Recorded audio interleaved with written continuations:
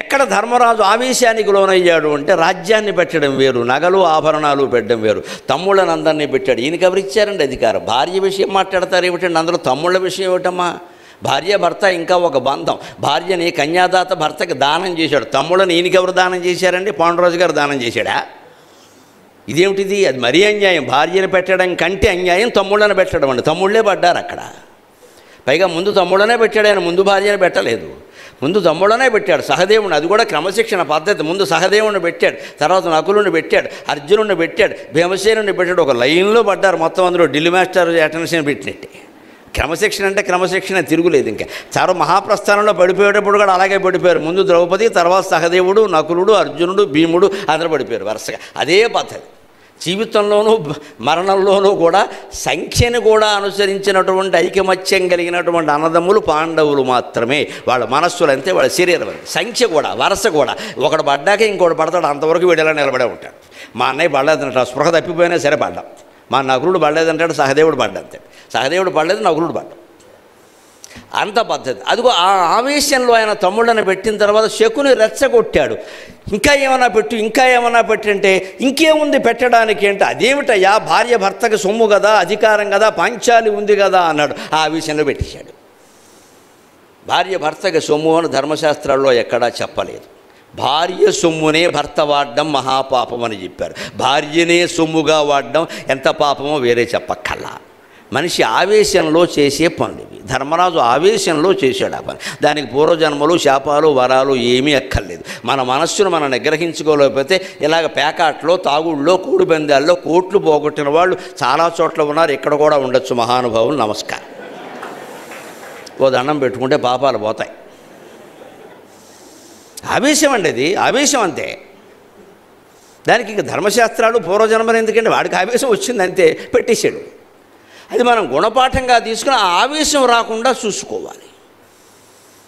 అక్కడ వెనక్కి వచ్చేయాలి. అక్కడ 4 ఆటలు ఆడి గెలుపు ఎప్పుడైతే ప్రారంభమైందో అప్పుడు వెనక్కి వచ్చేయాలి. గెలిచామంటే ఇంటికి వచ్చేయాలి. కానీ వెళ్ళనివారు. పక్క వాళ్ళు గెలిచావు కదా, డబ్బులట్టు పారిపోదామని చూస్తున్నావా ఆడంటారు.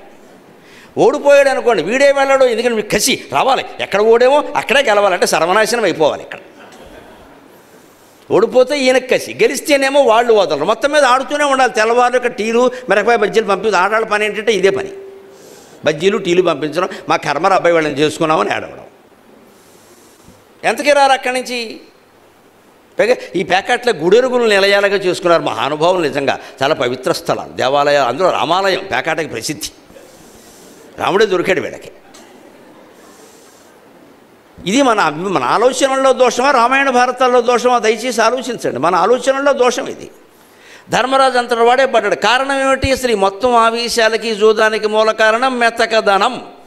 ఆ మెతకదనాన్ని మనం పోగొట్టుకుని ఎక్కడికెక్కడ పక్కాగా కాగితాల ప్రకారం శాస్త్రీయంగా పద్ధతిగా ఉండి ఎక్కడి సమస్య అక్కడే మనస్సులోంచి జ్ఞాపకం రూపంలో ఉంచకుండా వదిలేస్తే సుఖంగా ఉంటాం హాయిగా. ఎక్కడా దెబ్బతినే పని లేదు. ఇది ధర్మ సూక్ష్మం. దీని ద్వారా అది నేర్చుకుందాం. ఇప్పుడు ఇంకొక ధర్మ సూక్ష్మం.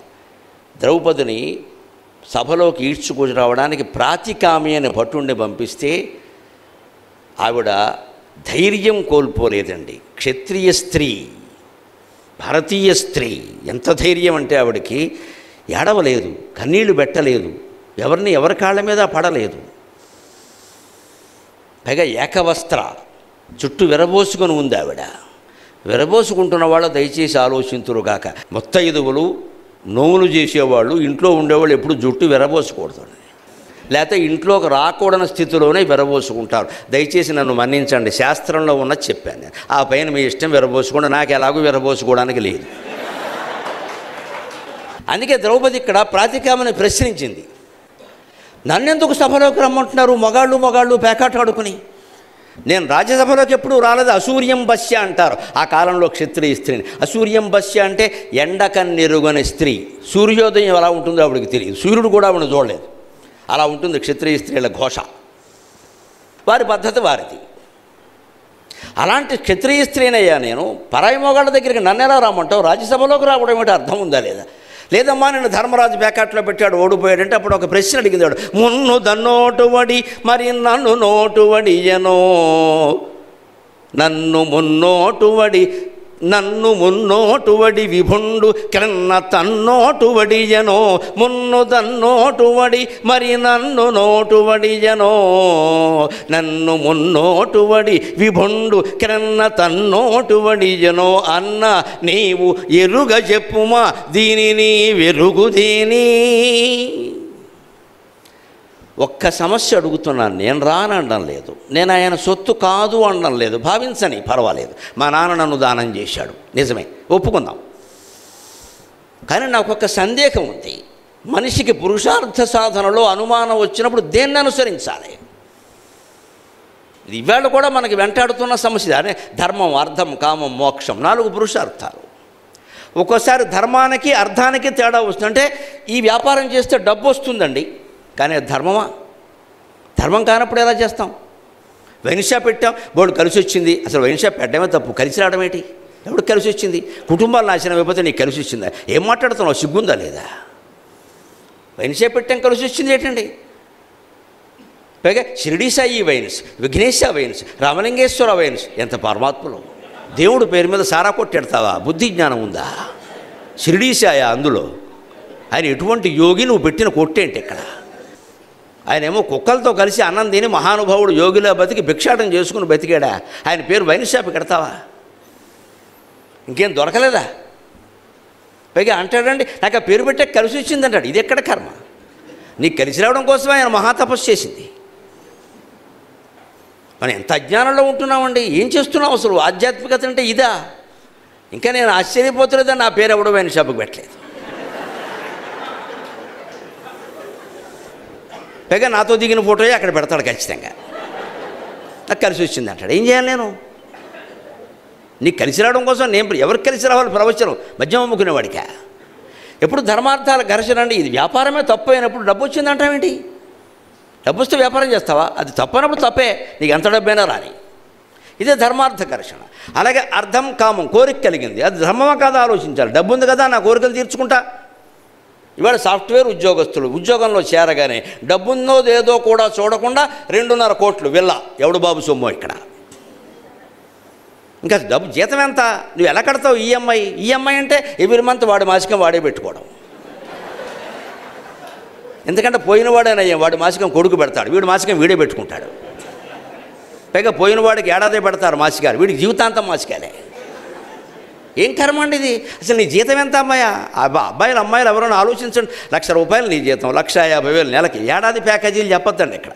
ఏడాది నెలకి మనకి లెక్క 1,50,000. నువ్వు 2.5 కోట్లు పెట్టు, 3 కోట్లు పెట్టు, ఇల్లు కొన్నావు, అందులో 1,25,00,000 ఈఎంఐ పెట్టావు. నీకు నెల ఈఎంఐ ఎంత పడిందమ్మా? 1,25,000 పడింది. నీకు వచ్చే 1,50,000లో నువ్వేమో 1,25,000 ఈఎంఐ కడితే ఏం బతుకుతావు? ఏం తింటావు? ఏం ఆలోచించావా? నీకు ఎందుకు 2.5 కోట్ల ఇల్లు? చేరగానే పెద్ద ఇల్లు కావాలా? చేరగానే పెద్ద పడవంత కారు కావాలా?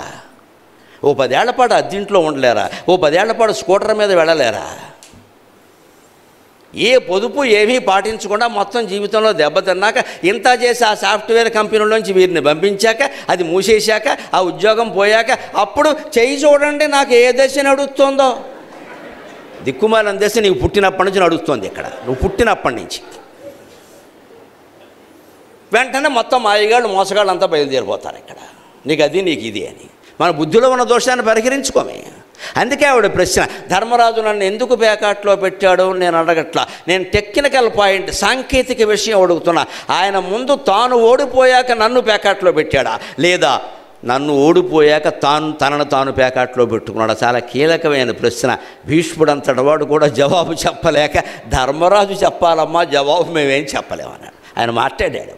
ఏం మౌనంగా ఏం ఉండాలి? నేను మాట్లాడుతున్నాను తాత, నువ్వు మాట్లాడవేమిటి అంటే, ఏం మాట్లాడమంటావమ్మా, చేసింది మీ ఆయన, నేనేం చెప్పను. అంచేత నిన్ను పెట్టడం ఎందుకంటే అందులో కీలకమైన సందేహం ఏమిటంటే, భర్త స్వయంగా ఓడిపోతే ముందే ఆవిడ్ని పెట్టే అధికారం లేదు, పెట్టకూడదు, ఆ ఆట చెల్లదు. టెక్నికల్ పాయింట్ అది, కోర్టులా. ఇక్కడ ధర్మం కాదండి, చట్టం. ద్రౌపది వేసిన ప్రశ్న ధర్మం గురించి కాదు, చట్టం గురించి వేసింది ఆవిడ. చట్టం వేరు, ధర్మం వేరు. చట్టం ప్రకారం మద్యపానం నేరం కాదు, తాగిన వాడిని అరెస్టు చేయరు. కానీ ధర్మం ప్రకారం మద్యపానం నేరమా కాదా? మనమంతా వ్యతిరేకిస్తాం. చట్టం వేరు, ధర్మం వేరు. మనం అనుసరించాల్సింది ధర్మాన్ని, దానికి అనుగుణమైన చట్టాన్ని. చట్టంలో ఉంది కదా అని చేయొద్దు, చట్టంలో చాలా ఉంటాయి. మొత్తం సమాజాన్ని దృష్టిలో పెట్టుకుని చట్టాలు పెడతారు, మనిషి నీతిని దృష్టిలో పెట్టుకుని ధర్మం పెడతారు. ఇది చాలా జాగ్రత్తగా ఆలోచించాలి. లేదా మనం జీవితంలో ధర్మాన్ని పాటించలేము. ఇక్కడ వ్యాపారంలో ధర్మం ఉండొచ్చు, తప్పు లేదు, కానీ ధర్మంలో వ్యాపారం పనికిరాదు. వ్యాపారంలో ధర్మం ఉండొచ్చు, ధర్మంలో వ్యాపారం పనికిరాదు. ధర్మమే, అందులో వ్యాపారం ఏంటి? అందుకని ఆయన ముందు ఓడిపోతే నన్ను పెట్టే అధికారం ఆయనకి లేదు కదా. పోనీ నన్నే ముందు ఓడిపోయి తర్వాత ఆయన్ని పెట్టుకున్నాడా? భర్త బతుకుండగా భార్యను అలా ప్యాకెట్లో పెట్టే అధికారం లేదు. తాను ఉన్నాడుగా రక్షించాలి. భర్త ఉన్నదాన్ని రక్షిస్తాను, పోషిస్తానని వివాహంలో ప్రమాణం చేశాడా లేదా? ధర్మేచ అర్థేచ కామేచ నా అతిచరామి అంటే ఏమిటండి? ధార్మిక విషయాలలో, ఆర్థిక విషయాల్లో, కామవాంఛలకి సంబంధించిన విషయాలలో నా భార్య మాట నేను అతిక్రమించను అని ప్రమాణం చేశాడా లేదా? భర్త కూడా ప్రమాణం చేశాడా లేదా? మరి ఇది ఆర్థిక విషయమే కదా నన్ను ప్యాకెట్లో పెట్టడం అంటే. లోపలికి వచ్చి నన్ను అడగాలి కదా, నీకు ఇష్టమేనా అని. ఎలా పెడతాడు? ఇది ఆవిడ ధర్మరాజు ఏమిటండి, భీష్ముడు ఏమిటమ్మా, బ్రహ్మదేవుడు కూడా దీనికి జవాబు చెప్పలేడు. అంత కీలకమైన ప్రశ్న వేసింది. ద్రౌపది ఎంత మేధావో, ఎంత ధైర్యవంతురాలో గుర్తుంచుకోవాలి. ఆ మహాసాధ్వికి నమస్కారం. నిజంగా ముందు ఆయన్ని ప్యాకెట్లో ఓడిపోయి ఉంటే ఇక నన్ను పెట్టడానికి ఏం లేదు అక్కడ.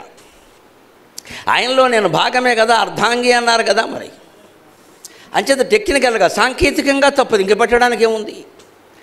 లేదు, ముందే నన్ను ప్యాకెట్లో పెట్టుంటే తాను స్వతంత్రుడే ఉండగా నన్ను బానిసన చేసే హక్కు ఆయనకి లేదు.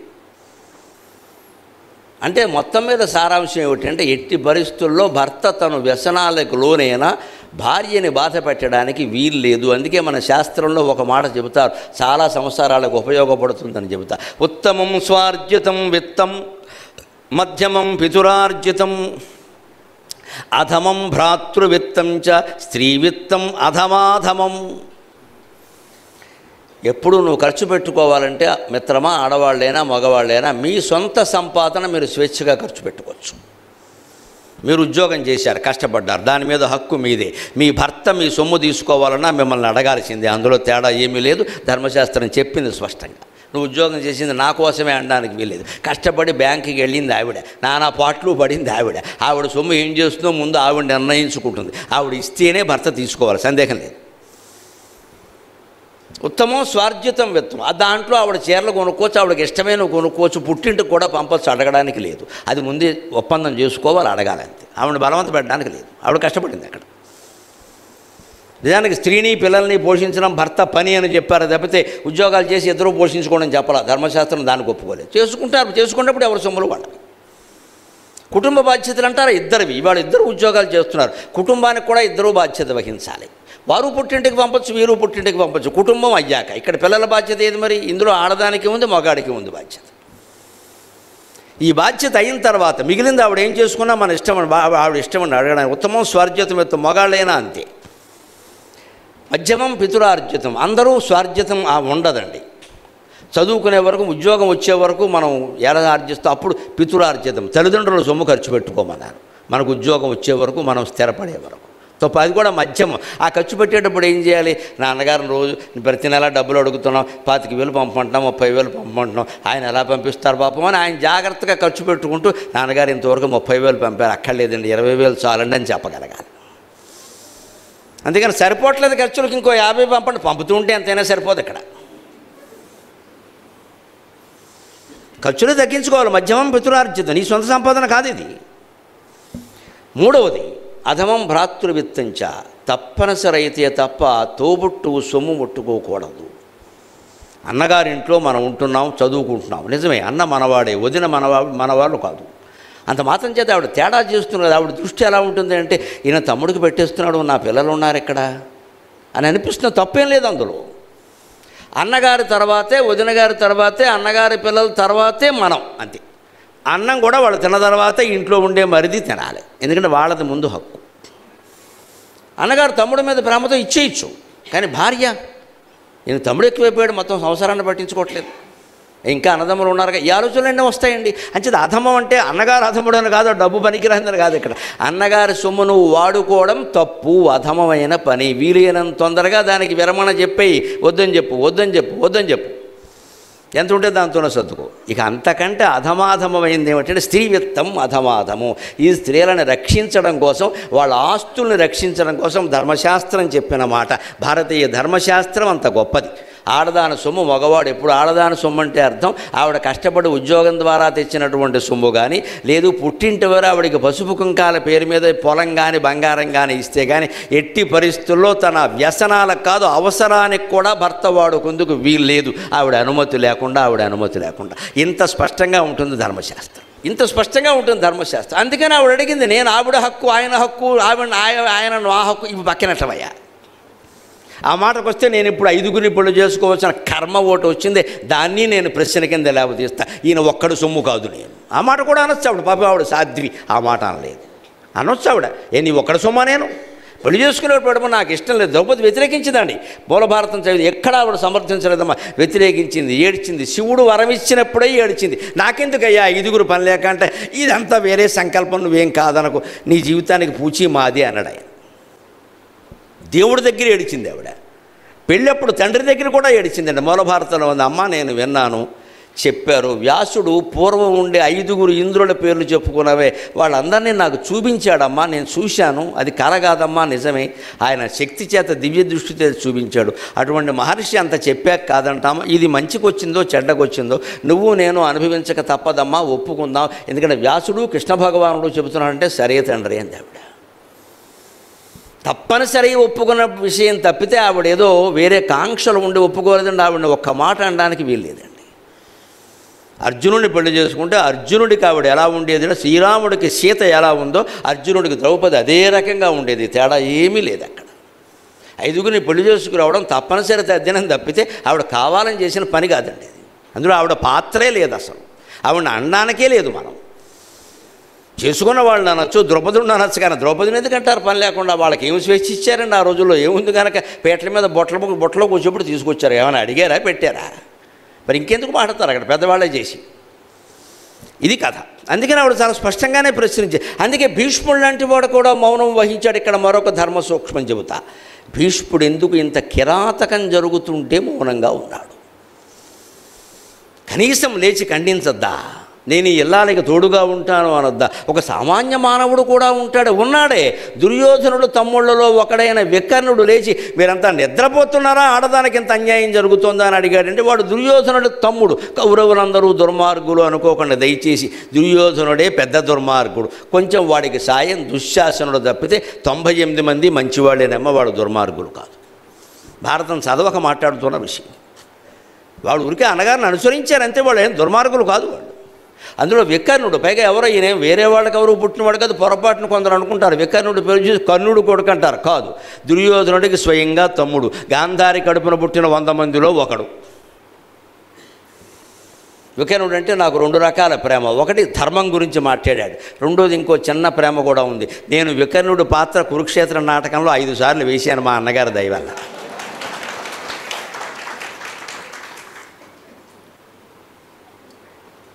ఆ అన్నగారు ఈ అన్నగారు కాదు, విజయవాడలో ఉంటారు. వారికి నాటకాలు బాగా అలవాటు. శ్రీకృష్ణుడు పాత్ర 400 సార్లు వేసాడు ఆయన. అప్పుడు ఆ నాటకాలకి నన్ను తీసుకెళ్ళి, ఒరే నీకేవో పద్యాలు వచ్చు కదా పాడమంటే, నేను వికర్ణుడు పాత్ర అయితే వేస్తారన్న. ఈ జీవుడికి ఆ వయస్సు నుంచి ధర్మం పట్ల దృష్టి, నేను ఆ పాత్ర వేస్తాను.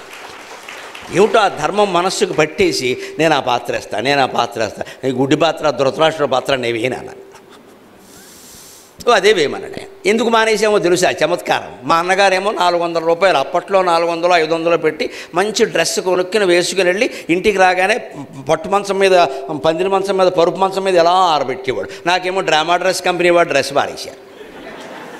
అది వేసుకోగానే నల్లులు కుడుతుంటే సస్తానా, ఎన్నిసార్లు వేస్తాను ఇక్కడ. ఎంత ధర్మం మీద ప్రీతి ఉంటే మాత్రం ఆ నల్లుల బాధ పడలేక డ్రామాలు మానేశాను.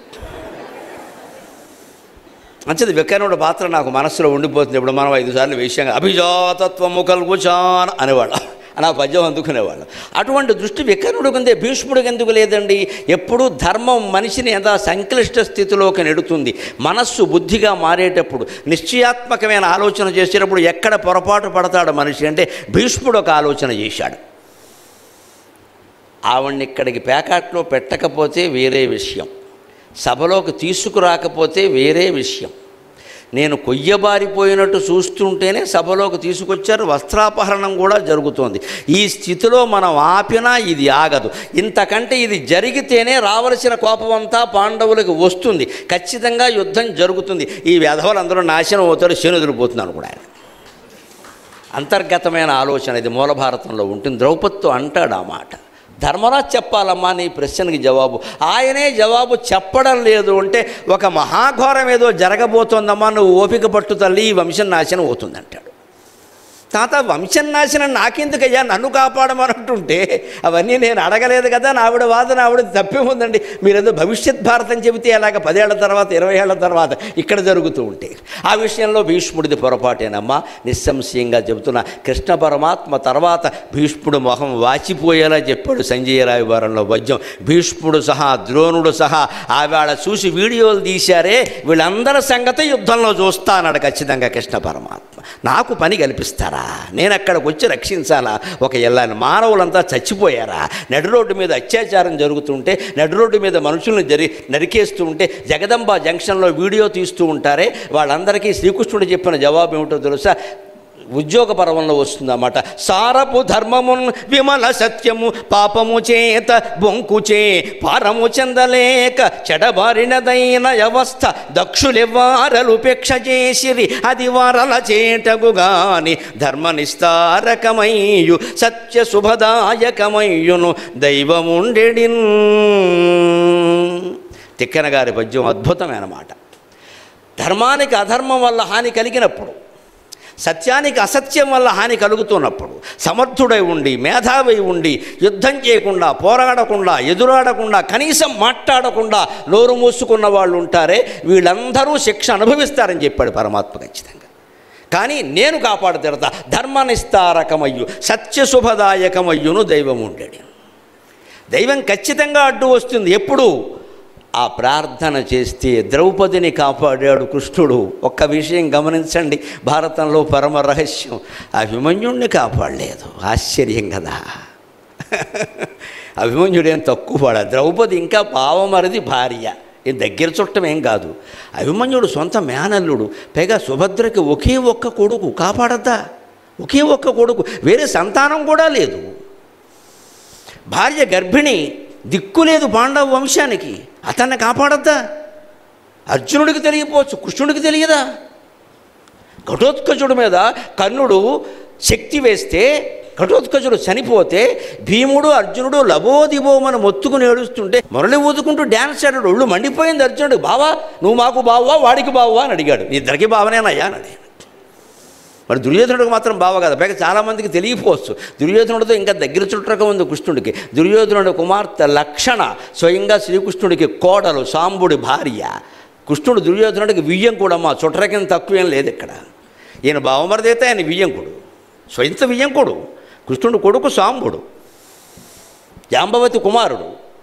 ఆయనకి దుర్యోధనుడు లక్షణను ఇచ్చాడు. ఇవ్వలేదు, అది లవ్ మ్యారేజ్. వెళ్ళాక చేశారు తప్పనిసరి. కాకపోతే వాళ్ళు మనకంటే గొప్పవాళ్ళు, పరువు హత్యలకి పాల్పడలేదు, అందుకంటే గొప్పవాళ్ళు. మనమైతే అలా ఊరుకుం కదా, వెంటాడి నరికేసి. ఇది ఓవర్ యాక్షన్ తయారైంది ఈ మధ్యన. తల్లిదండ్రులకు దయచేసి విజ్ఞప్తి చేస్తున్న, పిల్లల వివాహాలకి అంగీకరించగలిగితే అంగీకరించండి, లేకపోతే వాళ్ళ మానాన్ని వాళ్ళని వదిలేయండి. సీతారామశాస్త్రి గారి పాట గుర్తొస్తుంది నాకు. దీవించకపోతే మానే, ద్వేషించడం మానే అన్నాడండి. తల్లిదండ్రులు దయచేసి గుర్తుపెట్టుకోండి, పరువు హత్యలకి పాల్పడకండి. మన పరువు దానివల్ల పోయేదేం లేదమ్మా. వాళ్ళు ఇంకా తప్పు చేసుంటే వాళ్ళ కర్మ వాళ్ళు అనుభవిస్తారు. వదిలేయచ్చు కదా. వేటాడి కత్తులెట్టి నరికేయాలా? అంత గొప్పదా మన పరువు? మన పిల్లల ప్రాణాలు మనం తీసుకుంటామా? ఎన్ని నేరం చేసేసారు వాళ్ళు. వాళ్ళ జీవితాన్ని వాళ్ళు నిర్ణయించుకున్నారు. అది కూడా 25 ఏళ్ళు దాటాక. చట్టం చెప్పింది స్పష్టంగా 18 ఏళ్ళు దాటితే వాళ్ళ ఇష్టం అని. మనమే వాళ్ళమంటే ఊరికే బతిమాడమే, చెప్పడమే. అందులో తప్పు ఏమిటో ఒప్పు ఏమిటో చెప్పడమే. కాదంటే నీ ఇష్టం నాయన, శ్రీరామ జగదేభిరామ మంగళం కోసలేంద్రాయ వెళ్ళిరా, నీ పెళ్ళికి నేను రాను, నేను అక్షంతలేను. ఈ అధికారం తల్లిదండ్రులకు ఉంటుందండి. మనకిష్టం లేదు, మనం వెళ్ళవమ్మా, దానికే ఉంది. కానీ వాడు చేసుకోవద్దనడానికి మనం ఎవరమండి? వాళ్ళు ఆపేస్తున్నారే. దానికి భారతం కూడా అంగీకరించాల, భాగవతం అంగీకరించాల. లక్షణ సాంబుడు ప్రేమించుకున్నారు, ఉష అనిరుద్ధుడు ప్రేమించుకున్నారు. పెద్దవాళ్ళ అభ్యంతరాలు చెప్పినా కృష్ణ పరమాత్మ దగ్గరుండి నడిపించాడు. దుర్యోధనుడు నేను పిల్లని ఇవ్వను అన్నాడు. ఎలా ఇవ్వవో చూస్తా అని కృష్ణ బలరాములు సైన్యంతో సహా వెళ్ళి లక్షణను తీసుకొచ్చి పెళ్లి చేశారు. ఇది ప్రేమ వివాహం, ఇది అంగీకరించవలసింది. ప్రేమ వివాహాలకి రామాయణ భారతాలు వ్యతిరేకం కాదు.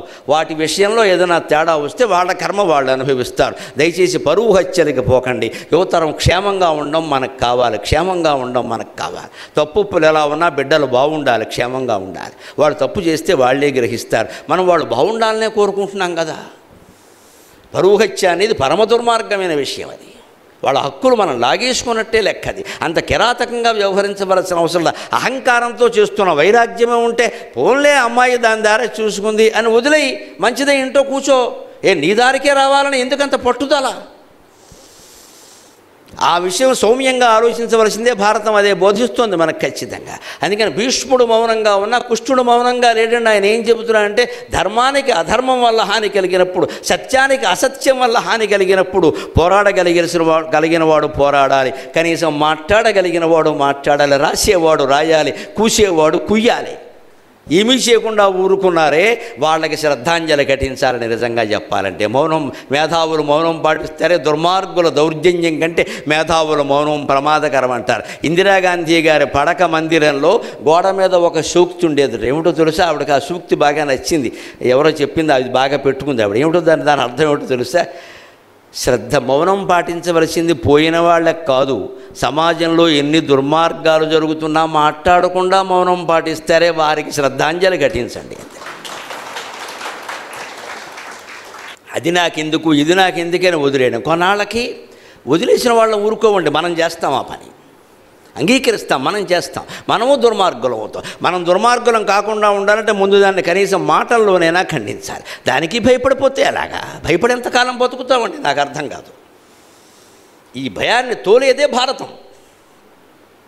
అందుకని భీష్ముడు మౌనంగా ఉన్నా కుష్ఠుడు మౌనంగా లేడు. అందుకే ఏం చెప్పాడైనా, ధర్మ నిస్తారకమయ్యు సత్యశుభదాయకమయ్యును దైవం అంటే, నేను సత్యాన్ని కాపాడుతాను, నేను ధర్మాన్ని కాపాడుతాను. అభిమన్యుణ్ణి కాపాడని కృష్ణుడు. ఘటోత్కచుడు చనిపోతే డ్యాన్స్ ఆడిన కృష్ణుడు, నాట్యం చేసిన వాడు ద్రౌపదిని కాపాడాడు. ఘటోత్కచుడు చనిపోతే నాట్యం ఎందుకు చేశాడండి? ఆయనకి ధర్మం గెలవడం కావాలి. ధర్మం గెలవాలంటే అర్జునుడు బతుకుండాలి. ప్రధానమైన హీరో. క్రికెట్ మ్యాచ్కి ఆయన మ్యాన్ ఆఫ్ ది మ్యాచ్. ఆయన ఓడిపోతే కష్టం.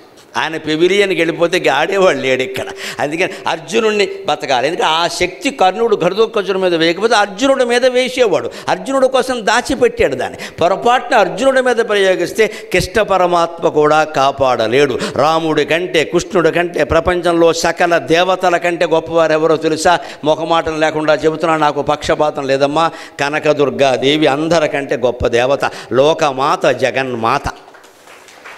లలితాదేవిని మించినటువంటి భగవచ్ఛక్తి ప్రపంచం మొత్తం మీద లేదండి. ఏ దేవుడి శక్తినైనా మనం సందేహించవచ్చు, కానీ లలితాదేవి శక్తి పరాకాష్ఠ. ఇంకా పరాశక్తి పరాకాష్ఠ. ఆవిడ అత్యంత శక్తివంతురాలు. ఆ శక్తి లలిత పేరు మీద ఉన్న శక్తి. కర్ణుడు ప్రయోగించిన శక్తి సామాన్యం కాదు. ఆ లలితా శక్తి ముందు కృష్ణశక్తి కూడా పనిచేయదు. ఆయన భయపడ్డాడు కృష్ణుడు అంటాడు. వాడు అయిపోయి ఇది అమ్మవారి శక్తి, ఇది అమ్మవారి శక్తి. ఎందుకంటే శ్రీరాము లలితాదేవి, శ్రీకృష్ణ శ్యామలా స్వయం. రాముడు అంత అందమైన వాడు ఎందుకేంటంటే లలితాదేవి రూపం. శ్రీకృష్ణుడు అంత ఘనకార్యాలు ఎందుకు చేయగలిగాడంటే శ్యామలాదేవి అంశ. శ్రీరామో లలితాదేవి, శ్రీకృష్ణ శ్యామలా స్వయం. లలితాదేవి ఆరాధన చేసిన వాళ్ళు వేరే దైవానికి ఎవరికి మొక్కకపోయినా ఇబ్బంది ఏమీ లేదు. అన్నీ లలితాదేవి చూసుకుంటుంది. సచామర రమావాణి సవ్యదక్షిణ సేవిత. లలితాదేవి ఆరాధన అంత గొప్పది. ఆ లలితా శక్తికి కృష్ణుడు కూడా భయపడి, నేను చచ్చి చెబుతున్నాను 10 రోజులు బట్టి కలగంటున్న దీని గురించే వాడు ఆ శక్తి వేస్తాడేమో. అర్జునుడి మీద, నా మీద వేసినా పర్వాలేదు, అర్జునుడి మీద వేస్తాడేమో, వాడు చచ్చిపోతాడు అన్యాయంగా. ధర్మం గెలవడం ఎలాగా నేను అనుకుంటున్నాను. అప్పుడు అర్జునుడికి భీముడికి ఏమో దీని వెనకాలేమో, మరి ద్రౌపది వెనకాల కథలు ఉన్నప్పుడు దీనికి వెనకాల ఉండదా అని చెప్పాడు. ద్రౌపదిని మీరు అందరూ చేసుకోవడానికి వెనకాల కథలు చెప్తే విన్నారు కదా, ఇది కూడా నమ్మండి. పూర్వజన్మలు అందరికీ ఉంటాయి. ద్రౌపదికి ఉన్నప్పుడు ఘటోత్కచుడికి ఉండవా? వాడి జన్మ ఏమిటో నాకు తెలుసు, మీకేం తెలుసు అన్నాడు. అభిమన్యుడు ప్రార్థించలేదమ్మా భగవంతుణ్ణి. ద్రౌపది ప్రార్థించింది. తేడా అది. మన కష్టాలు తీరాలి అంటే, మన ఆపదలు తొలగాలి అంటే నిస్సందేహంగా ప్రార్థన చెయ్యాలి. ఆ ప్రార్థించే ఆలోచన కూడా దేవుడే ఇవ్వాలి. దిక్కుమాలిన బుద్ధి అంటారు, గోమ్య కొట్టేయాలి. ఇలాంటివి బాగా బద్ధకం. అప్పడాలు, ఒడియాలు, పనసపొట్టు కూర మనం తినేస్తాం. ప్రార్థించే ఆలోచన దేవుడు ఇవ్వాలి. నువ్వేం చేస్తావు ఇక్కడ? ఆ మాత్రం కూడా రామకృష్ణ లేవా? అది కూడా దేవుడే ఇవ్వాలి. ఈ సాగతీత మనకి రాదండి ఇక్కడ. నువ్వు ప్రార్థించాలి ఖచ్చితంగా. ద్రౌపది మామూలు ప్రార్థన చేయలేదేమో. ఒక్క మాటలో మీకు అర్థమయ్యేలా చెప్పాలంటే, అత్తగారు చేసిన ప్రార్థన చేసింది, 2 మాటలు మార్చింది. శ్రీకృష్ణ, కుంతీదేవి ప్రార్థించేది ఎప్పుడు? శ్రీకృష్ణ యదుభూషణ నరసఖ శృంగార రత్నాకర లోకద్రోహి నరేంద్ర వంశ దమన లోకావన దేవతానీక బ్రాహ్మణ గోగణ ఆర్తిహరణ నిర్వాణ సంధాయక నీకున్మృక్యద ద్రుంపవే భవలతల్ నిత్యానుకంపానిధి. భాగవతంలో పోతన గారు రాసిన పద్యం ఇది. ప్రతి ఇంట్లో ఈ పద్యం మోగితే కృష్ణానుగ్రహం, లలితానుగ్రహం అన్నీ ఉంటాయమ్మా, అన్నీ ఉంటాయి. నేను నిత్యం కృష్ణుడు ఫోటో ముందు ఈ పద్యం చదివాకే సంధ్యావందనం చేస్తా. నాకు అంత ఇష్టం ఈ పద్యం. నా ఇల్లాలు కూడా నన్ను అనుసరిస్తుంది కాబట్టి నేను ఈ పద్యం పాడుతూ ఉంటే తలుపు చాటు నిలబడి వింటుంది పాపం. మళ్ళీ అయిపోయాక ఇంకోసారి పాడండి, రేపు పొద్దున పాడతానుగా అంటాను. ఆ పద్యం అంటే అంత ఇష్టం వాడికి. ఇక్కడ మా అమ్మగారు కూడా ఈ పద్యం పాడేది. ప్రతి ఇల్లాలు తల్లి ఇంట్లో కూర్చుని చేయాల్సిన ప్రార్థన. దీంట్లో 2 అక్షరాలు మార్చింది ద్రౌపది. నేను పాడతాను, మళ్ళీ ఆ 2 ఏమిటో పట్టుకోండి. శ్రీకృష్ణ యదుభూషణ నరసఖ శృంగార రత్నాకర లోకద్రోహి నరేంద్ర వంశ దమన లోకావన దేవతానీక బ్రాహ్మణ స్త్రీగణార్తిహరణ నిర్వాణ సంధాయక నీకున్మృక్యద మానమున్ నిలుపవే నిర్వాణ సంధాయ నీకున్మృక్యద మానమున్ నిలుపవే నిత్యానుకంప నిధి. కేవలం 2 అక్షరాలు. ఆయన బ్రాహ్మణ గోగణార్తిహరణ అంది, ఈవిడ స్త్రీ గణార్తిహరణ అంది. తన అవసరం, తన పుల్లింగం స్త్రీలింగం చెప్పుకోకపోతే ఎలాగమ్మా దేవుడికి తెలియాలిగా. అప్లికేషన్ అయినా పెట్టాలి కదా, టిక్ అయినా పెట్టాలి కదా. నువ్వు గోగణం కాదయ్యా, స్త్రీగణాన్ని మాత్రం కాపాడొద్దా? పైగా ఆవిడ బంధము లేదు, త్రంపవే భవలతలు, ఈ సంసార సాగరాన్ని మొత్తం తెంచేమని అడిగింది. ఇప్పుడు ఈవిడ సమస్య అడిగాదు, మానమును నిలుపవే అని అడిగింది. ఈ 2 నేను చేసిన మార్పులు. ద్రౌపది ప్రార్థన అంతే లెక్క. మన అవసరాన్ని బట్టి భగవంతుడిని ప్రార్థించాలి. 2 అక్షరాలు మారిస్తే కుంతి ప్రార్థన ద్రౌపది ప్రార్థన అయింది. మన మనస్సులో వచనంలో చెప్పుకున్న ద్రౌపది ప్రార్థన మన ప్రార్థన అవుతుంది. మన కష్టాలు చెప్పుకోలేమా? ఆ మాత్రం ప్రార్థన చేయలేమా? అభిమన్యుడు ఎందుకు కాపాడలేదో కూడా చెబుతా, ఇప్పుడే సందర్భం కాబట్టి. ఆయన ప్రార్థన చెయ్యకపోగా యుద్ధరంగంలో చాలా అహంకారంతో వ్యవహరించాడు. మూలభారతం చదివితే తెలుస్తుంది. అభిమన్యుడు చనిపోయాడు కాబట్టి, అధర్మంగా అతన్ని చంపారు కాబట్టి, పాండవుల పక్షంలో పోరాడాడు కాబట్టి మనం జాలి చూపిస్తాం. కానీ అహంకారం దృష్ట్యా అతనంత మంచివాడు కాదు. పద్మవ్యూహాన్ని ఛేదించి లోపలికి వెళ్ళగానే సారథితో ఏమన్నాడో తెలుసా?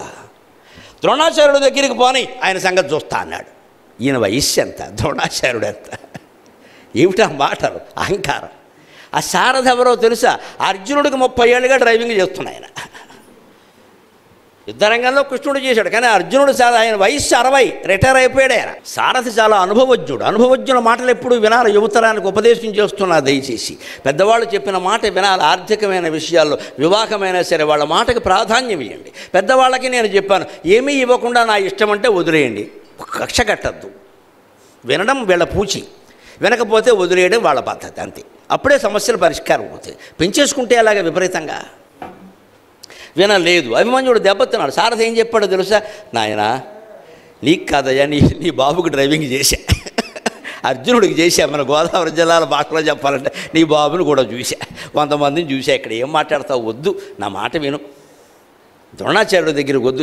చిన్న వాళ్ళు ఉన్నారు ఇక్కడ, దుశ్శాసనుడు కొడుకు, దుర్యోధనుడుకో, వాళ్ళని వేసే ముందు చిన్న కోడి పిల్లలు ఉంటారు, వాళ్ళు వేసే తర్వాత చూసుకుందాం. ఓ 10 మందిని చంపితే కాస్త కీర్తి వస్తుంది, మంచి పేరు వస్తుంది, అప్పుడు చూద్దాం. సాయంత్రం కుదరదు, ద్రోణాచార్యుడి దగ్గరికి పో. మళ్ళీ 2వసారి చెప్పాడు సారథి. అప్పుడు కూడా ఏమన్నా, నువ్వు సారథివి, నేను చెప్పినట్టు నువ్వు వినాలి. అది అహంకారం అంటే. నేను చెప్పినట్టు వినాలి, నేను రజకుణ్ణి, నేను సారథి, నేను చెప్పినట్టు వింటావు, నువ్వు చెప్పినట్టు వినాలని ద్రోణాచార్యుడు కాదు కృష్ణార్జునుని రమ్మను, ఇద్దరిని లేపేస్తానడమ్మా. అపశకునం మాట కాదా? తండ్రిని చంపేస్తాడా? మేనమామని చంపేస్తాడా? అందులో నారాయణమూర్తినా అనొచ్చా ఆ మాట? ఈ మాట మూల భారతంలో చూస్తే అభిమన్యుడిని కాపాడకపోవడమే మంచిది అనిపిస్తుంది. కృష్ణార్జునుని నమ్మని ఇద్దరిని లేపేస్తానడండి. అంత పౌరుషమా, అంత అహంకారం అవసరమా 16 ఏళ్ల వాడికి? నీ సర్వీస్ ఎంత, నువ్వెంత? వాడు కుర్రాడు ఎదిరిస్తే మాస్టర్ అన్నట్టు, సీనియర్ మాస్టర్, నా సీఎల్ అంత లేదు, నీ వయస్సు అన్నట్టు. అంటే అన్నాడు బడి మానేసాడు ఈయన, అది గొప్ప విషయం. నా సర్వీస్ అంత లేదంటే మామూలే, మా మాస్టర్లు మమ్మల్ని అనేవారు. ఈయన ఏమన్నాడంటే ఇంకా విశేషంగా నా సీఎల్ అంత లేదు, నీ వయస్సు అన్నాడు. అంటే అన్నాడు సెలవు పెట్టేశాడు ఏకంగా. మహానుభావుడు, గొప్ప గురువు, అందుకే వాడు ఎదిరించాడు. అలాగా ఈయన ఎదిరించి మాట్లాడండి. ఇప్పుడు ఆలోచించండి, దైవ ప్రార్థన ఎంత అవసరమైన విషయం. కనీసం ప్రతిరోజు ఒక అరగంట ఉదయం, ఒక అరగంట సాయంత్రం నమః శివాయ, నమో నారాయణాయ, శ్రీమాత్రే నమః, ఏదో ఒక మంత్రాన్ని ఎంచుకుని జపం చేయండి అమ్మా. బద్దకించకండి. దానికోసం 5:30కి లేవాలి, 6:30కి కూర్చోవాలి, 7ంటికి చేరాలి, 9ంటికి 10ంటికి కాదు ప్రార్థనలు చేసేది. సాయంత్రం మళ్ళీ స్నానం చేయాలి, కనీసం మొహమేనా కడుక్కోవాలి, ఓ మూల కూర్చోవాలి. ఒక అరగంట జపం చేయలేమండి. ఆ ఫోన్ కట్టి పారేయలేమా? ఆ టీవీ చూడకుండా ఉండలేమా? చచ్చిపోతామా? అంత బిజీయా?